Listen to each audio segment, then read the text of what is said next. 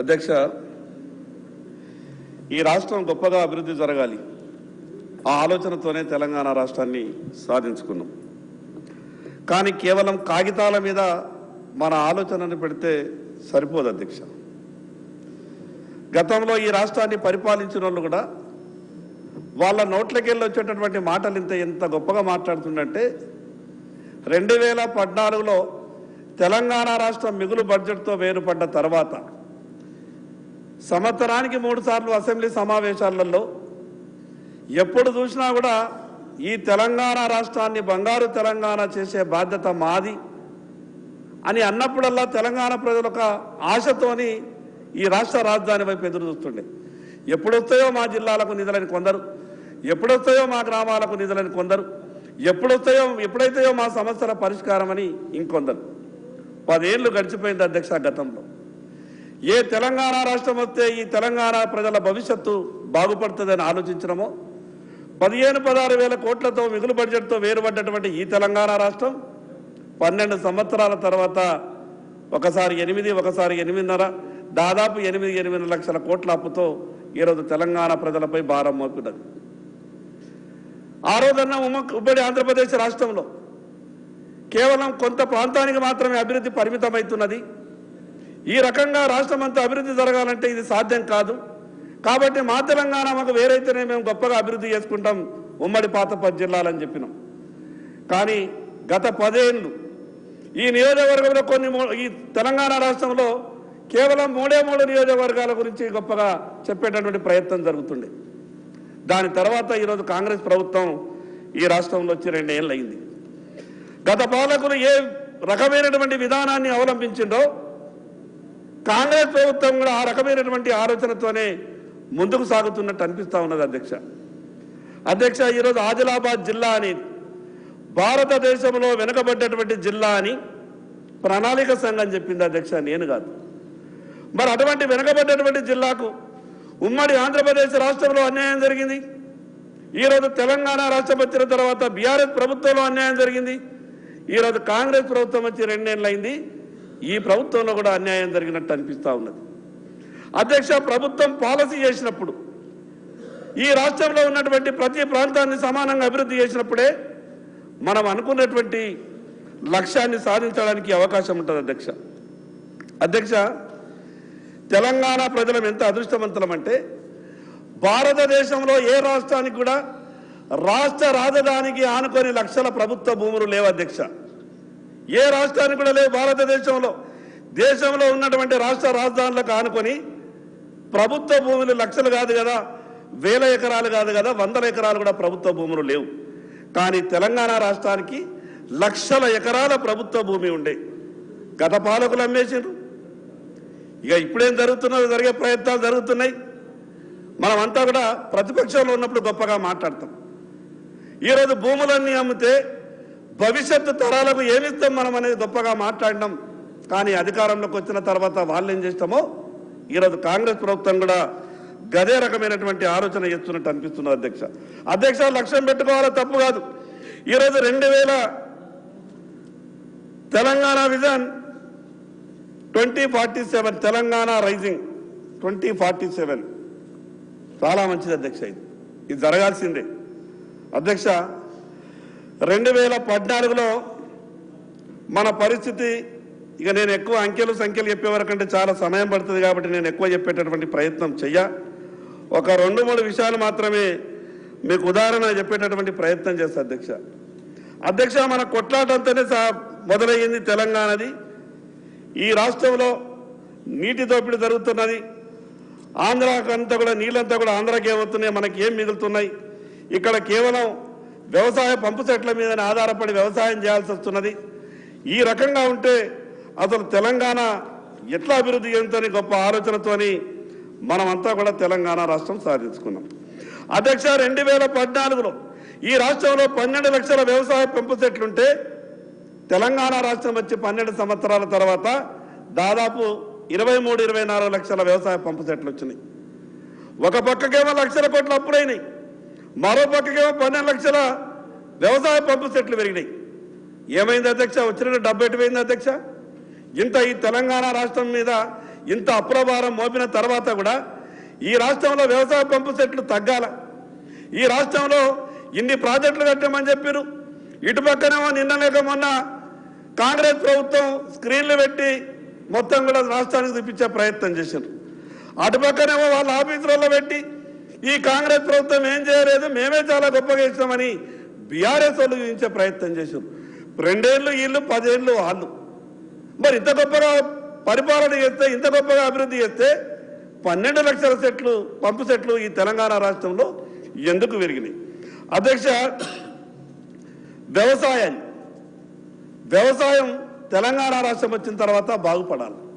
చాలామంది అంటారు average yielding ఎట్లా చెప్తారంటే, గతంలో టీఆర్ఎస్ వాళ్ళు కూడా చాలా గొప్పగా చెప్పిండ్రు. అవే పద్ధతుల్ని సంవత్సరం మాత్రమే మారుతుంది, కాంగ్రెస్ ప్రభుత్వం కూడా గొప్పగానే చెప్పింది. ఈ రాష్ట్రంలో కొత్త ప్రాజెక్టు వల్ల 4,000 ఎకరాలు కూడా కొత్తగా సాగులోకి రాలేదు. ఉన్న పాత వ్యవస్థతోనే వ్యవసాయం చేస్తున్నారు రైతులు. అటువంటిప్పుడు ప్రభుత్వాల గొప్పతనం ఏమీ లేదు. కానీ రైతులు పండించినటువంటి పంటని మేమేదో గొప్పగా చేసినామంటూ చెప్పేటటువంటి ప్రయత్నం చేసిండ్రు. అధ్యక్ష, 3,04,000 కోట్లు ఈ రాష్ట్ర బడ్జెట్. నేను అడిగిన మొదటి సమావేశంలో రైతులు బాధపడుతున్నారు. ఒక 3,000 కోట్ల రూపాయలు ప్రధానమంత్రి ఫసల్ బీమా పంటల బీమాకు కేటాయించుంటే మొదటి బడ్జెట్లో గౌరవ ఆర్థిక శాఖ మంత్రి పెద్దలు డిప్యూటీ సీఎం గారు పెద్ద మనసుతో 3,000 కోట్లు కేటాయించారు. 3,000 కోట్లు కేటాయించంటే నేను సభలో ధన్యవాదాలు చెప్పిన. చాలా గొప్పగా పనిచేస్తున్నది ప్రభుత్వం, రైతుల్ని ఆదుకోవడానికి పంటల బీమా పెట్టిందని గౌరవ ఆర్థిక మంత్రి గారికి నేను ధన్యవాదాలు చెప్పిన. బయట ప్రెస్ వెళ్ళిన తర్వాత కూడా నేను అక్కడ మీడియా పాయింట్లో కూడా మాట్లాడి నేను ధన్యవాదాలు చెప్పిన. నేను అనుకున్నా బీఆర్ఎస్ ప్రభుత్వం మోసం చేసింది, బీఆర్ఎస్ ప్రభుత్వం పంటల బీమా పథకం తీసుకురాలేదు, కానీ కాంగ్రెస్ ప్రభుత్వం గొప్ప మనసుతో 3,000 కోట్లు కేటాయించిందని. అధ్యక్ష, బడ్జెట్లో పెట్టిండు తప్పితే 3 పైసలు కూడా ఫసల్ బీమా పంటల బీమా పథకానికి రూపాయి కూడా కేటాయించలేదు. ఎట్లా టార్గెట్ రీచ్ అవుతాం అధ్యక్ష? ఎట్లా రైతులకున్న బాధలు పోతాయి అధ్యక్ష? ఒక పక్క కేవలం మనం బడ్జెట్లో పెట్టుకోవడమే, కానీ ఖర్చు మాత్రం లేదు, కేటాయింపులు మాత్రం లేదు. అధ్యక్ష, ఇదే కాదు, బడ్జెట్ రూపొందించినప్పుడు 3,04,000 కోట్లు ఈ తెలంగాణ రాష్ట్ర బడ్జెట్ మనం పెట్టుకున్న తర్వాత బడ్జెట్కు వాస్తవాలకు ఎక్కడ పొంతన కుదురుతున్నారు అధ్యక్ష? నేనేమంటున్నానంటే, లక్ష్యం పెట్టుకున్నప్పుడు మన ప్రణాళికలో ఏదైతే అంశాన్ని మనం చేరుస్తామో దాన్ని ఖచ్చితంగా టార్గెట్ రీచ్ కావాలనంటే మనకి ఏ వనరులు ఉన్నాయో ఈ సభలో వాస్తవాలు చర్చించేటటువంటి ప్రయత్నం చేయండి అధ్యక్ష. కేవలం వారు బడ్జెట్ పెట్టిన తెల్లారి తెలంగాణ బడ్జెట్ 3 లక్షల కోట్లు ఆ అంకె చూసి సంతోషపడడం తప్పితే మళ్ళా వాస్తవాలకు ఎక్కడ పోయినా కూడా ఈరోజు తెలంగాణ రాష్ట్రం ఆర్థికంగా లేక, నిధులు లేక ప్రభుత్వం అధ్యక్ష 50 లక్షల కోటి రూపాయల పనికి కూడా ఈరోజు మంత్రులకు సంతకాలు పెట్టాలంటే చేతులనికేటటువంటి పరిస్థితి వచ్చింది. ఒక పక్కకేమో 3,04,000 కోట్ల బడ్జెట్, 4-5 కోట్ల రూపాయల మంజూరు ఇవ్వాలంటే కూడా అసలు ఎట్లయితుంది అని ఒక పక్క మనం భయపడదు. వాస్తవమే, ప్రభుత్వానికి భారం ఉన్నది, ఇబ్బంది ఉన్నది. కానీ ఈ ఇబ్బంది నుండి బయటపడకుండా ఈ తెలంగాణ రాష్ట్ర ఆర్థిక పరిస్థితి ఎట్లా బాగవుతుందో చర్చ చేయకుండా కేవలం కాగితాలలో మనం 2047 అని రాసుకుంటే మనం టార్గెట్ రీచ్ కాము అధ్యక్ష. ఇదే రకమైనటువంటి పరిస్థితి నేను నిన్న ఆ రోజు 96లో రాష్ట్రంలో ఉమ్మడి ఆంధ్రప్రదేశ్ రాష్ట్రం ఉన్నప్పుడు ఆ రోజు కూడా జీతాలు ఇవ్వలేనటువంటి దుస్థితిలో ఆంధ్రప్రదేశ్ రాష్ట్రం ఉండే. కానీ ఆ రోజు ఈ సభలో గొప్పగా చర్చ జరిగింది. ప్రతిపక్షంలో ఉన్న వాళ్ళ దగ్గర కూడా సలహాలు సూచనలు తీసుకున్నారు. ఈ ఉమ్మడి ఆంధ్రప్రదేశ్ రాష్ట్రం ఆర్థికంగా ఇంత ఇబ్బంది ఉన్నది కదా, దీన్ని ఎట్లా అధిగమిద్దామని సలహాలు సూచనలు తీసుకున్నారు. చాలా అక్కడ ప్రోగ్రెసివ్ కూడా ప్రభుత్వం ఆ రోజు ఉన్నటువంటిది కొంత విజయాన్ని సాధించేటువంటి అవకాశం కొంత వచ్చింది అధ్యక్ష. ఈరోజు ముందుగా ఈ తెలంగాణ రాష్ట్ర ఆర్థిక పరిస్థితి మీద చర్చ జరగాల. పెద్దలు గౌరవ ఆర్థిక శాఖ మంత్రికి మీ ద్వారా విజ్ఞప్తి చేస్తా ఉన్నాను, మీరు ఎన్ని రోజులు దీన్ని కప్పిపుచ్చితే లేదా ఎవరికి తెలియదనుకున్నట్టు మీరు దాచి ఉంచితే తెలంగాణ ప్రజలకు ఏం చేసేటటువంటి పరిస్థితి లేదు అధ్యక్ష. దీన్ని ఏ రోజు ఒకరోజు చెప్పాల్సిందే. అసలు ఈ తెలంగాణ రాష్ట్ర ఆర్థికానికి క్యాన్సర్ ఏ స్టేజ్లో ఉన్నదో మీరు నిర్ధారణ చేయాల్సిందే. అది ఎవరు చేసింది, ఎవరి వల్ల వచ్చింది, ఎట్లా వచ్చిన తర్వాత ఏదని చర్చ. కానీ ఈ రోజు ఉన్నటువంటి పరిస్థితి అధ్యక్ష, మారుమూల ఆదిలాబాద్ ప్రాంతమైనటువంటి మేము ఆశపడ్డాం అధ్యక్ష. ఈ తెలంగాణ రాష్ట్రం వస్తే మా ఉమ్మడి ఆదిలాబాద్ జిల్లా బతుకులు మారుతాయని కలలు కన్నాం. మా ఉమ్మడి ఆదిలాబాద్ జిల్లాలో విద్యా వ్యవస్థ బాగుపడుతుంది అనుకున్నాం. మా ఉమ్మడి ఆదిలాబాద్ జిల్లాలో వైద్య వ్యవస్థ బాగుపడుతుంది అనుకున్నాం. కానీ అధ్యక్ష, తెలంగాణ రాష్ట్రం రాకముందు ఎట్లా ఉంటేమో మేము ఎల్లబడ గట్లనే ఉన్నాం అధ్యక్ష. ఒక్కొక్కసారి అనిపిస్తుంది అధ్యక్ష, ఈ రకమైనటువంటి పరిస్థితి కొరకైనా మనం తెలంగాణ రాష్ట్రాన్ని సాధించుకున్నామని. అధ్యక్ష, ఒకటి కాదు రెండు కాదు అధ్యక్ష. ఒకనాడు హైదరాబాద్ రాష్ట్ర రాజధాని నుంచి విదేశాలకు కూరగాయలు పోయే పరిస్థితి ఉండే అధ్యక్ష. ఈరోజు ఏమైంది అధ్యక్ష? మిగతా రాష్ట్రాల నుంచి హైదరాబాద్కు కూరగాయలు వస్తున్నాయి అధ్యక్ష. తెలంగాణ రాష్ట్రంలో కూరగాయల విస్తీర్ణం తగ్గిపోయింది అధ్యక్ష. కూరగాయలు పండించే రైతులకు ప్రోత్సాహం లేదు అధ్యక్ష. మిగతా పంటలు పండించే రైతులకు ప్రోత్సాహం లేదు అధ్యక్ష. ఒక పక్క వ్యవసాయం బాగుపడాలనుకుంటున్నాం, ప్రభుత్వ ప్రోత్సాహం లేకుంటే ఏ రకంగా బాగుపడతాం అధ్యక్ష. అందుకే మీ ద్వారా గౌరవ మంత్రివర్యులకు వ్యవసాయ శాఖ మంత్రి గారికి విజ్ఞప్తి చేస్తా ఉన్నా. వ్యవసాయ శాఖ మంత్రి గారు చాలా గొప్పగా ఆలోచిస్తారు, కానీ చిల్లి గవ్వ చేతులు లేదు. ఎన్నిసార్లు కాగితాలు తీసుకపోయినా వ్యవసాయ శాఖ మంత్రి గారికి ఉన్నటువంటి ఆతృత చూస్తే నాకు నిజంగా కూడా ఒక్కోసారి బాధ అనిపిస్తుంది. చెయ్యాలని మనసులో ఉన్నది, కానీ చిల్లి గవ్వ లేనటువంటి పరిస్థితుల్లో ఉన్నది. మీరు ప్రత్యేకంగా నేను వ్యవసాయ శాఖ మంత్రి గారికి విజ్ఞప్తి చేస్తా ఉన్నా, ఆర్థిక శాఖ మంత్రి గారికి విజ్ఞప్తి చేస్తా ఉన్నా, మంత్రులకు మీరు ఏదన్నా కొంత కేటాయించేటటువంటి పరిస్థితి చెయ్యండి. ప్రతి 25-50 లక్షలకు కూడా ఆర్థిక శాఖ మంత్రి గారి దగ్గరికి ఫైలు పోయి అప్రూవల్ రావాలనంటే అభివృద్ధి ఈ రకంగా ముందుకు పోదు అధ్యక్ష, కుంటుపడుతుంది. 20 లక్షల 50 లక్షల ఫైళ్లు కూడా రాష్ట్ర ఆర్థిక శాఖ మంత్రి, ఈ రాష్ట్ర ముఖ్యమంత్రి గారు సంతకం పెట్టేటటువంటి పరిస్థితి వస్తే దీంట్లో మార్పులు రావాలి అధ్యక్ష. గౌరవ మంత్రి గారు. గౌరవ సభ్యులు మాట్లాడుతూ వ్యవసాయానికి సంబంధించి నిన్న మొన్న కేంద్ర ప్రభుత్వం కూడా భారతదేశమే అత్యధికంగా పంటలు పండించినటువంటి దేశంగా ప్రపంచంలో చైనాని మించి దిగుబడులు సాధించినటువంటి దేశంగా భారతదేశం నిలిచింది అధ్యక్ష. అందులో భాగంగానే తెలంగాణ రాష్ట్రం కూడా ఈరోజు భారతదేశంలో అత్యధికంగా పంటలు పండించినటువంటి రాష్ట్రం తెలంగాణ రాష్ట్రం. అదేవిధంగా ఈ 2 సంవత్సరాల్లోనే ఆయన చెప్పినటువంటి అన్ని ఇబ్బందులు ఉన్నప్పటికీ కూడా గౌరవ ముఖ్యమంత్రి, ఆర్థిక మంత్రి గారు ఇద్దరు 1,05,000 కోట్లు నేరుగా రైతాంగం జేబుల్లోకి పంపించినటువంటి ఏకైక ప్రభుత్వం తెలంగాణ ప్రభుత్వం, రేవంత్ రెడ్డి గారి ప్రభుత్వం అధ్యక్ష. కష్టాలు ఉన్నమాట వాస్తవం, ఇంకా ఖర్చు పెట్టాల్సిన మాట వాస్తవం, ఇంకా రైతుల్ని ఆదుకోవాల్సిన మాట వాస్తవం. కానీ భారతదేశంలో అన్ని రాష్ట్రాల కంటే మిన్నగా ఖర్చు చేసినటువంటి రాష్ట్రం తెలంగాణ, అందరికంటే ఎక్కువ పంటలు దిగుబడి చేసినటువంటి రాష్ట్రం తెలంగాణ, భవిష్యత్తులో కూడా నెంబర్ 1గా నిలవగలిగినటువంటి రాష్ట్రం కూడా తెలంగాణ అని చెప్పి గౌరవ సభ్యులకి మనవి చేస్తాం. అధ్యక్ష, ఇండస్ట్రియల్ పాలసీ, ఈ ఇండస్ట్రియల్ పాలసీ మీద మాట్లాడినప్పుడు పెద్దలు ఎల్ఏ మంత్రి గారికి, ఇండస్ట్రీ మినిస్టర్ గారికి నేను చాలా సందర్భాల్లో రిక్వెస్ట్ చేస్తుంటే, ఈ పాలసీ అనేది పెట్టుబడిదారులంతా కూడా కేవలం రాష్ట్ర రాజధాని దగ్గరికి వచ్చే పెట్టుబడి పెడతారు అధ్యక్ష. లక్షల కోట్లు దావాసు వచ్చి పెట్టుబడులు వస్తున్నాయి. మారుమూల ప్రాంతాల్లో ఇండస్ట్రీ పెట్టేటటువంటి వాళ్లకు ఒక ప్రత్యేకమైన పాలసీ మీరు తయారు చేయాలి. వెనకబడ్డటువంటి జిల్లాలో వాళ్ళు పెట్టుబడులు పెట్టడానికి ఎట్లొస్తారు అధ్యక్ష?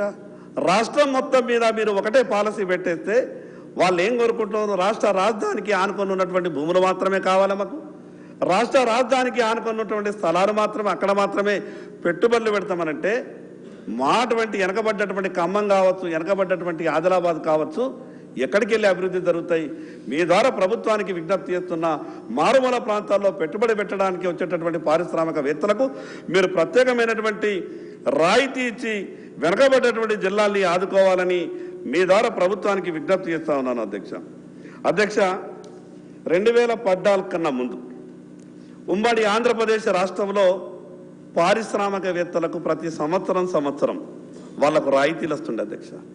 2014-15లో రాయితీలు వచ్చినాయి. ఈరోజు 2025-26 సంవత్సరంలో ఉన్నాం. 9 సంవత్సరాలు చిన్న ఇంటి పాపం ఆ పారిశ్రామికవేత్తలకు వాళ్ళు అసలు ప్రభుత్వం నుంచి రాయితీలే లేవు. ప్రభుత్వం నుంచి రాయితీలు లేక ఈరోజున ఆదిలాబాద్ పత్తి పరిశ్రమకు పెట్టింది పేరు ఏసియాలోనే రెండవ ఉత్పత్తిగా ఈరోజు మాకు పేరుండే అధ్యక్ష. ఈరోజు అక్కడ ఉన్నటువంటి పారిశ్రామికవేత్తలకు రాయితీలు ఇవ్వని కారణంగా, ఎటువంటి ఇన్సెంటివ్స్ ఇవ్వని కారణంగా ఈరోజు 115 ఉన్నటువంటి మిల్లులు 90% మూతబడ్డాయి. ఇప్పటికీ రాష్ట్ర రాజధాని చుట్టూ వాళ్ళు తిరుగుతున్నారు, చెప్పులు అరిగేదాకా నయా పైసా రిలీజ్ చేస్తలేరు అధ్యక్ష. ఎక్కడికి వెళ్ళి బాగుపడతాం అధ్యక్ష? ఈ ప్రాంతం అంతా సమానంగా అభివృద్ధి కావాలని కోరుకుంటున్నాం కదా. ప్రభుత్వం పాలసీ చేసినప్పుడు వెనకబడ్డటువంటి జిల్లాల మీద ప్రత్యేకమైనటువంటి దృష్టి పెట్టాలి అధ్యక్ష. అధ్యక్ష,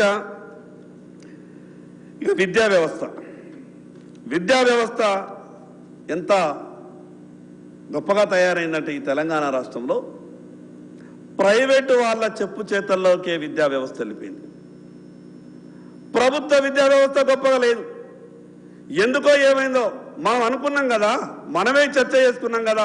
ఈ తెలంగాణ రాష్ట్రం వచ్చిన తర్వాత గొప్ప ఆంధ్ర పాలకుల చేతిలో విద్యా వ్యవస్థ ఉన్నది, తెలంగాణ రాష్ట్రం వచ్చిన తర్వాత ప్రభుత్వమే. ఇక గతంలో వాళ్ళు లేరు, వాళ్ళ గురించి మాట్లాడినా ఎంతసేపు అయినా కూడా గతంలో వాళ్ళు ఏం చెప్పిండ్రు, వాళ్ళు కేజీ టు పీజీ వాళ్ళేం మాట్లాడినారు, వీళ్ళేం మాట్లాడరు. ఇక ఇవన్నీ నేను అనవసరమైనటువంటి విమర్శలు చేయగాని విద్యా వ్యవస్థకి ఇంత ఈ రకమైనటువంటి అధ్వాన్నంగా ఉంటే ఏ రకంగా మనం గమ్యాన్ని చేరుకోగలుగుతామో ఒక్కసారి ప్రభుత్వం ఆలోచించవలసిందిగా మీ ద్వారా ప్రభుత్వానికి విజ్ఞప్తి చేస్తున్నాను అధ్యక్ష. వైద్యం నేను కల్లారా అధ్యక్ష, ఇదే శాసనసభలో మనం మాట్లాడినాం. 10 లక్షల రూపాయల వరకు ఈరోజు మనం ఆరోగ్యశ్రీని పెంచినాం, గొప్పగా వైద్యం అందిస్తామని చెప్పినాం అధ్యక్ష. ప్రభుత్వం ఒక్కసారి ఆసుపత్రులలో రికార్డు తిరగేయాలి. ఈ తెలంగాణ రాష్ట్రంలో ఏ పేషెంట్కైనా 10 లక్షల రూపాయలు ఆరోగ్యశ్రీలో సాయం దొరికిందా ఒక్కసారి రికార్డులు మీరు తిరిగేయండి. ఇప్పటి వరకు కార్పొరేట్ ఆసుపత్రులు పేదల రక్తాన్ని పీరుస్తున్నాయి అధ్యక్ష. ఇప్పటి వరకు వైద్యపరమైనటువంటి ఆ యొక్క ఫీజుల మీద, ఆ హాస్పిటల్ వేసేటటువంటి బిల్లుల మీద ఇప్పటికీ రాష్ట్ర ప్రభుత్వానికి కంట్రోల్ లేదు అధ్యక్ష. నేను మొన్న నా ఆదిలాబాద్ నుండి ఒక పేషెంట్ ఒక కార్పొరేట్ ఆసుపత్రి, యశోద అనే కార్పొరేట్ ఆసుపత్రికి వస్తే మొదలుగా చేరేటప్పుడు వాళ్ళు మొదలుగా ఆరోగ్యశ్రీ ఉంటుంది అని అంటే ఒక నిమ్స్ ఆసుపత్రికి వెళ్ళిండ్రు. అక్కడ వాళ్ళు ఏదో బెడ్లు ఖాళీ లేవంటే ఎక్కడెక్కడనంటే ఆ అంబులెన్స్ డ్రైవర్ ఇంకా మీరు 2 గంటలు తింపితే పేషెంట్ అంబులెన్స్లో చనిపోతాడు అని అంటే మరి ఎట్లా ఏం చేయాలని అడిగితే పక్కనే యశోద ఉన్నది, నేను అక్కడికి తీసుకెళ్తానంటే పాపం తీసుకెళ్ళిండు. లోపల పేషెంట్ తీసుకుపోయాయంటే ఈ పేషెంట్ చూసిన తర్వాత అక్కడ డాక్టర్లు చెప్పారట ఎంత అవుతుంది అంటే 2 లక్షల రూపాయలు అవుతాయి అంటే 2 లేవు కానీ 1,50,000 రూపాయలకు సంబంధించిన బంగారం మా మెడ మీద ఉన్నది, దీన్ని అమ్మేసి వచ్చి ఇస్తామనంటే అరగంట లోపల బంగారం అమ్మి ఆ ఆసుపత్రికి 1,50,000 రూపాయలు కట్టిండ్రు. నాకు ఫోన్ చేస్తే నేను ఒక 50,000 కావాలా సార్ రేపు ఇస్తామంటే నేను కూడా ఒక 50,000 పంపిన అధ్యక్ష. 2 లక్షల రూపాయల డిపాజిట్ తీసుకున్నారు. తెల్లారి ఆపరేషన్ చేసిండ్రు. ఆ పేషెంట్ చేతిలో 14 లక్షల రూపాయల బిల్లు పెట్టిండ్రు అధ్యక్ష. వాళ్ళు నాకు ఫోన్ చేసి వాళ్ళు ఏడవడం మొదలుపెట్టిండ్రు. నేనేమనుకున్నా వాళ్ళు ఏడవడం మొదలు పెడితే పేషెంట్కి ఏమన్నా అయిపోయిందేమో, ఇక పేషెంట్ లేడేమో అందుకే ఏడుస్తున్నారని నేను అనుకుంటా. ఎందుకు ఏడుస్తున్నారు అని నేను 2 నిమిషాలు బతిమలాడిన తర్వాత సార్ బిల్లు పెట్టిన చేతుల ఈ దవాఖానలో 14 లక్షల బిల్లు పెట్టిండారంటే నేను రాత్రి 12 గంటలకు హాస్పిటల్కి వెళ్ళిన అధ్యక్ష. ఎందుకు ఈ రకంగా మోసం చేస్తున్నారంటే ఇమీడియట్గా పోలీసు వచ్చింది అధ్యక్ష. 50 మంది పోలీసు వాళ్ళు వచ్చారు. నేను అక్కడికి పోయిన తర్వాత మీరు ఎంతమంది పోలీసు వాళ్ళన్నా తీసుకురండి, నేను ఈ పేషెంట్ 1 రూపాయి కట్టే పరిస్థితి లేడని నేను ఆ పేషెంట్ని ఎత్తుకొని ఆసుపత్రి బయటకు వచ్చి నా కారులో ఆదిలాబాద్కు పంపిన అధ్యక్ష. పేదవాడు అధ్యక్ష, లక్షల రూపాయలు ప్రైవేట్ ఆసుపత్రుల్లో బిల్లులు ఎట్లా కట్టగలుగుతాం? నేను ఎందుకు ఇది మీకు చెప్పే ప్రయత్నం చేస్తున్నానంటే ధనిక రాష్ట్రమైనటువంటి ఈ రాష్ట్రంలో ఈ రోజుకు 85% పేదలే ఉన్నారు అధ్యక్ష. తెలంగాణ రాష్ట్రంలో 85% పేదలు ఉన్నారు. 14 కన్నా ముందు 25, 26లో కూడా ఇదే రకమైనటువంటి పరిస్థితి ఉంటే మనం ఏ రకంగా అభివృద్ధి, నేను నెగిటివ్ మాట్లాడతలేను అధ్యక్ష. మనం అనుకున్న లక్ష్యం సాధించాలి. ఒక టార్గెట్ పెట్టుకోకుండా సాధ్యం కాదు. కానీ మనం ఒక టార్గెట్ పెట్టుకొని ఉన్న లోపాలని బహిరంగ ఈ సభలో చర్చ జరగాలి. ఈ సభలో చర్చ జరగాల. వాస్తవాలు ఏ రకంగా మనం ముందుకు పోగలుగుతామో ఆ విషయాల మీద చర్చ జరిగి ముందుకు పోవాలని మాత్రమే నేను చెప్తున్నా అధ్యక్ష. పరిశ్రమలకు ప్రోత్సాహం లేదు అధ్యక్ష. ఈరోజు గుజరాత్, బీహార్ రాష్ట్రాలు మనం కేవలం ఈరోజు మద్యం ఆదాయం మీద ఆధారపడి రాష్ట్రాన్ని నడుపుతున్నాం అధ్యక్ష. ఈ మాట చెప్పాలంటే బాధ అనిపిస్తుంది అధ్యక్ష. పేదలు మద్యం తాగితే కానీ తెలంగాణ రాష్ట్రం ముందుకు కదిలే పరిస్థితి లేదు. వాళ్ళ ఆరోగ్యం చెడగొట్టి వేల కోట్ల రూపాయలు మనం తీసుకొని తర్వాత 10 కోట్ల రూపాయలు ఆసుపత్రులకు వాళ్ళ లివర్లు ఇవన్నీ ఉంటే మీరు ఏమైనా ట్రీట్మెంట్ తీసుకోండి పంపుతున్నాం. అధ్యక్ష, ఈరోజు గుజరాత్, బీహార్ రాష్ట్రాలు మద్యపాన నిషేధం విధించి వాళ్లకు ఆసుపత్రులకు వచ్చేటటువంటి పేషెంట్లు 80% తగ్గిపోయారు అధ్యక్ష. గ్రామీణ ప్రాంతంలో ఈరోజు కూడా తాగి లివర్లు డ్యామేజ్ అయ్యి ఎందరో అక్కల చెల్లెళ్ళు పుస్తలు తెగిపోయిన తర్వాత వాళ్ళ బతుకులు ఎంత ఆగమవుతున్నాయి మద్యంతోనంటే మీ ద్వారా గౌరవ పెద్దలకు మంత్రులకు విజ్ఞప్తి చేస్తా ఉన్నా, ఈ ఆర్థికం కొరకు ఈ రాష్ట్ర ఆర్థిక పరిస్థితి బాగలేదని మద్యాన్ని విత్తలవిడిగా పెంచేటటువంటి ప్రయత్నం చేయకండి. ఈరోజు గ్రామాలలో బెల్ట్ షాపుల్ని కంట్రోల్ చెయ్యండి. ఈరోజు అనధికారికంగా గ్రామానికి 4-5 బెల్ట్ షాపులు వస్తున్నాయి. దానివల్ల ఈ తెలంగాణ ప్రజల ఆరోగ్యం అంతా కూడా చెడిపోతున్నది. కాబట్టి ఆ విషయం మీద ప్రభుత్వం ఆలోచించాలా. అధ్యక్ష, ఈ తెలంగాణ రాష్ట్రంలో ప్రజలు ఆరోగ్యంగా ఉంటేనే కదా లక్ష్యాన్ని సాధించగలుగుతాం. ఈ 80% మా మిత్రులు ఏమన్నంటే కేంద్రం అంటున్నారు, మా మిత్రులు ఏమన్నంటే కేంద్రం ఆలోచన గొప్పగా ఉన్నదన్నా. మినిస్టర్ గారు. అధ్యక్ష, గౌరవ సభ్యులు ఎక్సైజ్ గురించి ప్రస్తావించిండ్రో, ఈ ప్రభుత్వం కాంగ్రెస్ ప్రభుత్వం వచ్చిన తర్వాత ₹1 కూడా 1% కూడా ఎక్కడ కూడా పన్నులు పెంచలేదు. అదనంగా గత ప్రభుత్వం ఉన్నటువంటివి నడుస్తూ ఉన్నాయి తప్ప అదనంగా ఆదాయం కోసం తపన పడుతూ పెంచే కార్యక్రమం ఇది కూడా చేయలేదని చెప్పి నేను గౌరవ సభ్యులకు విజ్ఞప్తి చేస్తాను. అధ్యక్ష, కన్క్లూడ్ చేయండి శంకర్ గారు. నేను ఈ ప్రభుత్వం రేట్లు పెంచిందని అంటలేను. వాళ్ళు ఏదో తప్పు చేసిండొచ్చు, వాళ్ళు ఏదో అమ్మిపించిండొచ్చు, మీరు కంట్రోల్ చేయలేదు అని మాత్రమే మీ ద్వారా విజ్ఞప్తి చేస్తా ఉన్నారు.